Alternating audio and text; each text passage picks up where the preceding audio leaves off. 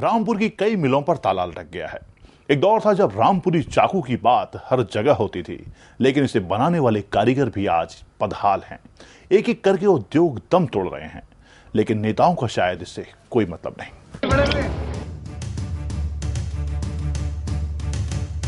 रामपुर के हब्सी हलवे का जायका पूरे देश में अनूठा है। देश विदेश के लोग यहाँ से हलवा मंगवाते हैं, लेकिन जिस शहर की मिठास को चखने के लिए पूरे देश के लोग बेताब रहते हैं, उस शहर की खुशहाली में आज बदहाली का रंग घुल गया है। नवाब रजा अली खां के शासनकाल में जिस रामपुर को शैक्षणिक, औद्योगिक, आर्थिक, सांस्कृतिक और आधुनिक विकास के नजरिए से सुनहरा युग कहा जाता था, आज उसी रामपुर की रियासत की तस्वीर सियासत की उठापटक में दब कर रह गई है। नवाब रजा अली खां के दौर में रामपुर ने औद्योगिक रूप से इतना विकास किया कि कानपुर के बाद अगर उत्तर प्रदेश में कहीं सबसे ज्यादा कारखाने थे तो वो रामपुर ही था। लेकिन सियासत की चहलकदमी के बाद रामपुर के अरमान शीशे की तरह चकनाचूर हो गए और आज भी उन टूटे शीशों में रामपुर के चटके हुए ख्वाब झांक रहे हैं। रामपुर में उद्योग के नाम पर जो चीनी मिलें थीं, आज उनके दरवाजों पर ताला लगा हुआ है। टेक्सटाइल मिल का हाल भी यही है। रोजगार के लिए कुछ भी शहर में नहीं है। सब कुछ सियासत के झोंके में उजड़ चुका है और रामपुर में अगर कोई चीज बची है तो वो है यहाँ के मजदूरों की वीरान जिंदगी।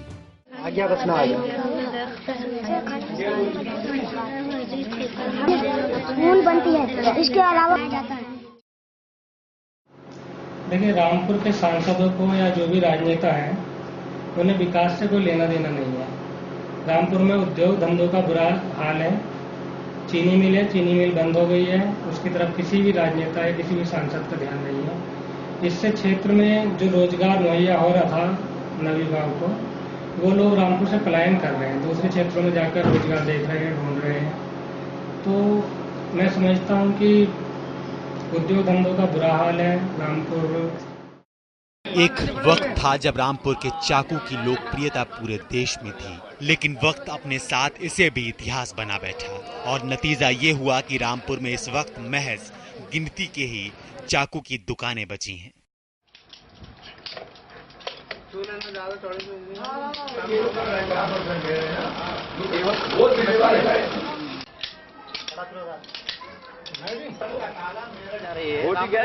खोजी जा नहीं रही है, खो गया। रोड नक्शा खींच रहे हैं, प्याज बेच रहे हैं, आलू बेच रहे हैं, गाजरे बेच रहे हैं। समझ गए इसमें क्या रहा, कर क्या दिया? सिर्फ गवर्नमेंट ने इसको नुकसान पहुंचाया और साथ में जापानी जो माल आया था, चाइना का बना हुआ माल यहाँ ला के बड़े बड़ी तलवारें और बड़े बड़े चाकू यहाँ पर आ रहे हैं, वो बिक रहे हैं।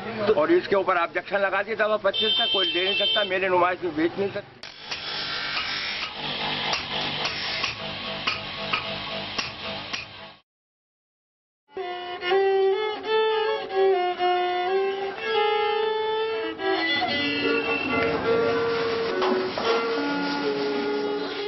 रामपुर से बना वायलन भी पूरे देश में निर्यात होता है। कड़ी मेहनत के बाद कारीगर इसे तैयार करते हैं। उन्हें अफसोस तो इस बात का है कि उन्हें अपनी मेहनत का सही फल भी नहीं मिल पाता और तंगहाली से जूझते हुए इस उद्योग पर आज खतरे के बादल मंडराने लगे हैं। इसकी काफी तादाद में जो सामग्री है वो बंगाल के कलकत्ता से आती है। काफी मशक्कत के बाद और कारीगर लोग काफ़ी मेहनत करते हैं, लेकिन जितनी मेहनत करते हैं उसका फल नहीं मिल पाता है कारीगरों को। शायद इसके अंदर कहीं ना कहीं सरकार की कमी नज़र आती है और ये एक ऐसा रोज़गार है जो बड़ी तादाद के अंदर लोग इससे जुड़े हुए हैं। 300 से 350 तक इसके अंदर कारीगर लगे हुए हैं। विकास के मामले में भी रामपुर काफी पीछे है। पुल जर्जर हैं, राहगीर जब रास्तों से गुजरते हैं तो मौत का डर उनके सिर पर मंडराता रहता है। नेता हमेशा विकास के तमाम दावे तो करते हैं, लेकिन हकीकत क्या है ये आप देख लीजिए। उजड़ी हुई जिंदगी से उभरी आक्रोश की ये चिंगारी इस बात की ओर इशारा करती है कि रामपुर में लोग किन हालातों में जी रहे हैं। ये सलीमन है। शासन से सलामत की दुआ मांगते मांगते ये थक गई, लेकिन राहत के रहनुमाओं ने इसकी समस्याओं पर सोचना भी मुनासिब नहीं समझा और अब संघर्ष करते करते आखिरकार गांव में आई बाढ़ ने इसका सब कुछ तबाह कर दिया, तो इसका सब्र भी जवाब दे गया। घर बर्बाद हो गए, खेत खलियान बर्बाद हो गए और जिंदगी भी बर्बाद हो गई। 3 मकान तो कट ही चुके, समझो, और आगे को जो पब्लिक हैगी वो क्या करेगी बेचारी, और क्या बच्चों को खिलाए और क्या बच्चों को करे। हमारी खेती किसानी सब पट हो गई बिल्कुल। पहले पानी में हमारा सब लागत की सब मर गए, गन्ने मर गए और मेहनत सब मर गए, दुनिया की चीज मर गई। जो तो किसको दोषी मानती हो आप? किसको दोषी मानती हो? किसको दोषी मानती हो? सरकार कोई दोस्ती मानना है, मगर सरकार ने तो हमारे संग में दगा कर दिया। राजनेताओं द्वारा रामपुर में कराए गए कथित विकास का ये एक चेहरा है, अपने आप से ही नजरें चुराता हुआ, अपनी ही किस्मत पर धिक्कारता हुआ और अपने ही लोगों को छला हुआ महसूस करता। इस गांव में सूरज ढलने के बाद कभी रोशनी नहीं होती, बच्चे पढ़ नहीं पाते, लोग रह नहीं पाते और खुद को तुर्रम कहलाने वाले नेता कुछ कर नहीं पाते। जब मैं पढ़ाई करता हूँ, मेरे पेपर चल रहे हैं, पढ़ाई करने में बहुत बड़ी प्रॉब्लम होती है। डीवीए के सामने पढ़ा नहीं जाता। और सबसे बड़ी समस्या ये है कि मैं बीएससी सेकेंड ईयर कर रहा हूँ, बिल्कुल रोशनी का कोई पता नहीं है। लाइट होती तो हम बहुत कुछ करते हैं। और हमारी बहन बेटियों के रिश्ते आते हैं, हमारे भी आते हैं। लाइट ना होने के कारण हमारे रिश्ते जो है रिटर्न हो जाते हैं।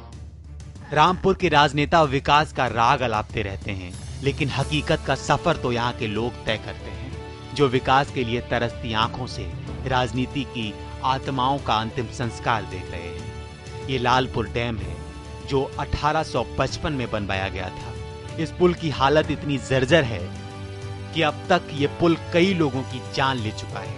आश्वासन का पैगाम राज्यपाल से लेकर राष्ट्रपति तक के भवनों से आया, लेकिन आज तक इस समस्या का कोई समाधान धरातल पर नहीं दिखा। शासन के पास भी मदद की गुहार लगाई गई, लेकिन लोग कहते हैं कि राजनीति का टकराव बार बार इसे वापस यहीं धकेल लाता है। और लोग तो इस बात से भी खफा हैं कि सियासत के शिकार हुए इस पुल के शिकारी भी यहीं के सफेद पोश हैं। ऐसा है, इस पुल के ऊपर तमाम पहले भी कई अधिकारियों से और यहाँ से राज्यपाल और राष्ट्रपति तक बात हो चुकी है, लेकिन ये राजनीति का शिकार हो रहा है।